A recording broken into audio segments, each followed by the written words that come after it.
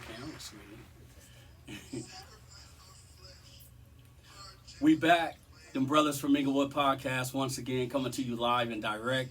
It's good to be back in the studio. I'm your host, Hoopy, and I got two special guests, and I'm elated to have them. We have a very interesting subject that we're going to discuss briefly, but before I do, I want to say thanks to the Coalesce Group for allowing us to partner with your brand and to be a part of the wonderful things that you're doing with Youth of America. Thank you so much for your academic excellence and the vision that you have, and it's been a blessing to be a part of this relationship. And also Fruit Off the Vine, which is a special ladies apparel that is authored and created and designed by our special guest who's here today. And we just want to say thanks for allowing us to partner with you and be a part of this brand. It is an outstanding thing. They're shaping lives and encouraging the self-esteem of women and young girls. And so it's a blessing to be able to introduce this individual who is behind. She's the architect of this vision, and we created it together, and I'm just so happy to have the both of them in the studio. Before I introduce our guest, I want to say that today's topic is youth during COVID-19. Youth during COVID-19. And we know and understand that this has been a serious transition for many parents as well as students. And so I'm just going to introduce them, and we're going to ask a few questions to see, how our youth is actually, coping with, this pandemic. So in the middle, this is a very special little person who I've known for 11 years plus. And this is, to my far left, another individual who I've known for over 15 years. And I'm going to let them both introduce themselves, and then I'll just start with a little bit of the questions that I have. Introduce yourself to the audience. I'm Kristin, and I'm 11. I'm Jeremy, and I'm 15. These are some interesting times that we're living in.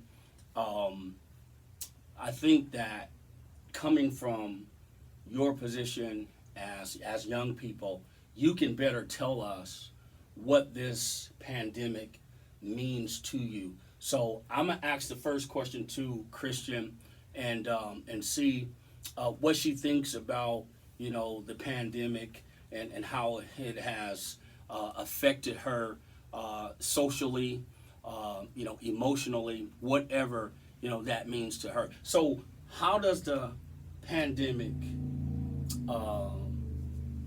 make you feel? How do you feel about this COVID-19 pandemic? Like, I feel sad because I didn't know it was gonna come, and I thought it wasn't gonna be like this. So would you say that you're sad because people are losing their lives, people are getting sick? What do you think about, I know it's always sad to see anybody get sick, but how do you feel about not being able to really socialize with your classmates? Did that affect you? Yeah, it was irritating, and it was hard, and it was sad because I wanted to be in the actual place. Yeah. And it was kind of hard doing it on like a tablet and like a laptop. Okay, so you missed the, coming together and sharing laughter and playing games and being around your friends. How did you feel about learning that way? Now that you're, back in the classroom, but before that you were on the tablet, like you said. Was that hard to learn and follow your instructor? I mean, how did you feel about learning that way? Yeah, it was hard because I didn't know like what I was doing half of the way. I got you. Yeah, because some of us are actually more hands-on. We're more, we're more in person than just visual. I think I learned that way too. I learned better in person in the classroom with the teacher and so on. So I'm gonna direct this to you, Jeremy. What did you think about this pandemic when you first heard of it? What went through your mind? Well, when I first heard about the pandemic,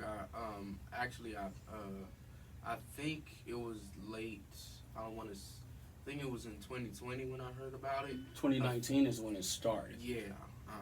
And then, when New Year's happened, it was around Christmas. Yeah, 2020. When my friend Natalia, she told me I was in 8th grade, and she told me this coronavirus is going on in China right now. And then, as the year went on, Mom told me they shut down the school, and I said, well, they only said we're only going to be out for 2 weeks. Mm-hmm. And then come to find out, they completely shut down physical school in California. Wow. So a lot of kids were doing online school. A lot of kids thought it was more necessary and a little safer, and other kids hated it, and they really showed it in most ways. They would post their anger or their disagreements on social media. Oh yeah, very passionate about that. And yeah. As me and my brother, we were at shocked because it was someone at our school. Yeah. And the way I cope with being online school, I did my work. I didn't always do my work and for example, in 8th grade, I would miss the Zoom meetings. I just wouldn't care. Yeah, I got you. That's how I felt. Yeah. And then once it started to backfire on me, and mom told me that you are on the verge of repeating the same grade. Yeah. She told me you are on the verge of repeating the same exact grade. Yeah. If you do not do this work. Okay. And I'm not having that. That's what she told me. I'm not dealing with it. I got you. So either you do this work, or you gonna have to kick rocks and get out my house. So I swallowed my pride, and I just swallowed my disbeliefs. Yeah. And I got to work. Uh-huh. I passed the 8th grade. Good. By the grace of God, I did. Good. And in 9th grade, it was a little more difficult because we were moving out of our old apartment into a new house. Okay. And after that, we were still on virtual learning. Yeah. And after a while, after I transitioned from the 9th grade to the 10th grade, I finally got a chance to get back in school physically. Yeah. And it wasn't as bad. I mean, I got a way better education. Oh, good. I was still kind of I was kind of lagging in the beginning, but now that I really understand the work and the arithmetic, I'm really starting to get back on track with it. Good. Now that you're back in the classroom, you're around your friends, you're intermingling again, is there any tension? Do you feel anxious or nervous? Do you feel any kind of anxiety about kind of having restrictions? It's not that the kids are imposing, but do you feel like there's restrictions now? Well, not at my school. There's not a lot of restrictions. You still gotta keep your distance from people. And the school now, there's a policy where the parents are notified if a student is in contact with another student that has the virus. That tested positive. Right. Yeah. And a positive test. Yeah, and they sent my mother an email saying I was in contact with someone who had it. Okay. And by the grace of God, I didn't catch it. Good. So that's what my mom said. I don't think you should go to school today. Just stay home. Yeah. So I stayed home that day, and my mom, she has that gift where she can sense where something has to be done. Okay. Because either the Lord tells her or she can feel it. Okay. Literally. Okay. So one day she told me, just stay home today. I'm just let you stay home. Yeah. And just get all your work done. See if you can get an email to you, and then so you can get it back. Okay. And after a few days later, after I went back to school, my friends told me, "Did you hear about the outbreak?" And I said, "Yeah, it was. Yeah." He said it wasn't good. Most of the students didn't even go to school. Okay, got you. So yeah, me personally, I've never felt any anxiety. Okay. I felt nervous, but I don't claim anxiety. Okay. That's something I never will have. Okay. So good. Me personally, I don't feel like there's a lot of restrictions. I don't call them restrictions. Okay. Me personally, I think that they're just safety rules or safety Yes. precautions. Yeah. What about you, Chris? Have any of your friends kind of expressed to you, or did you express to them like you don't feel safe, you're afraid, or do you have any mixed emotions about it, or what? Well, yeah, I feel sad and mad because it's really irritating. Okay, because it kind of changed your routine. Some of the things you were doing before the pandemic, you're not actually doing anymore, right? Okay, let me ask this question, and then, we're just kind of going to close it out. But has any of the children, I know you're in high school, you're 10th grade. The baby, she's in elementary school. Has any of the children expressed to you their frustration and some of the things that they should not be into that they might be into? Like, in other words, has anyone expressed to you that since the pandemic and all these restrictions, they started smoking, or they started drinking, or they started using profanity? Has anyone, expressed that to you, like, man, you should get into this now, or you should do this? Have anybody talked about drugs or anything like that to you, or alcohol? What about you, Jeremy? Well, no. If you count at me as a friend asking me if you want to go to the movies later, but no, none of my friends. They have some. They do. They had. I'm not assuming anything, but I think they did use profanity before I arrived to the school. But all right. But no, they wouldn't. A lot of my friends, they're not into. Oh, good. So so the buzz on campus has never been about, I use alcohol to deal with my stress or my frustration, you should do it. So neither one of you guys feel peer pressure from your classmates. Good. Because me personally, I don't want to drink or smoke. Good. Do anything like that, because it's not just hurting yourself. It's what you're passing down to. Because when you're in school, there's a lot of things you have to think about. Because every day you wake up, every day you rise from your bed, you have to think about. Every day you have to make a decision. Yeah. Am I going to go to school, or am I just going to cut school? Yeah. Because in a way you have to think about your future. You don't know what it's going to be, but you have to think about it. Okay. Think about your children. You think about your family. Okay. Because a lot of teenagers nowadays, some are losing their lives for things that they're getting into. Kids dying too young. Yeah. Some who barely just started their lives. Yeah. Suicide. People taking their own life. Exactly. Now, I'm going to let you guys close with this. I'm going to ask you a question. I'm going to ask Chris first, and then you can answer the same question. If you had an opportunity for somebody to look at this podcast, this episode, and you had a chance to save one person's life and to encourage them, what would you say to that individual? A person your age, whether it's male or female, what would you say to that person that might be on the edge and may want to commit suicide? Or can you encourage somebody?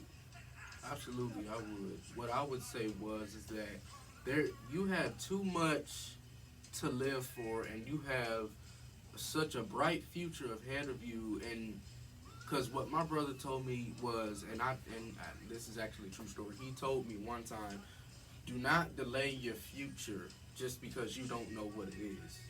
There's going to be some bumps in the road, and you're going to have tests and trials, but that does not mean that your life is hard. Because for example, like my brother, he told me marriage and relationships, they shouldn't be hard.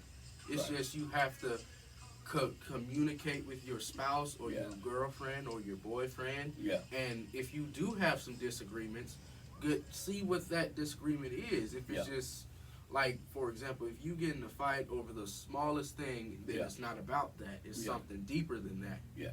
So you seek out help, and then you see what you can do to correct that problem. Yeah. Like a friend of mine, him and his girlfriend, they broke up and they got back together. Yeah. A couple of times. I'm not gonna say who because that's their business. Yeah. But I told him that if you guys are arguing about something small, then it's really something that's kind of big that you need to seek help on. Ask your parents, go to your counselor. You don't have to go together. If it's something that you need to work on with yourself, you can go see what that problem is, or talk to a friend about it. Yeah. Or just talk to your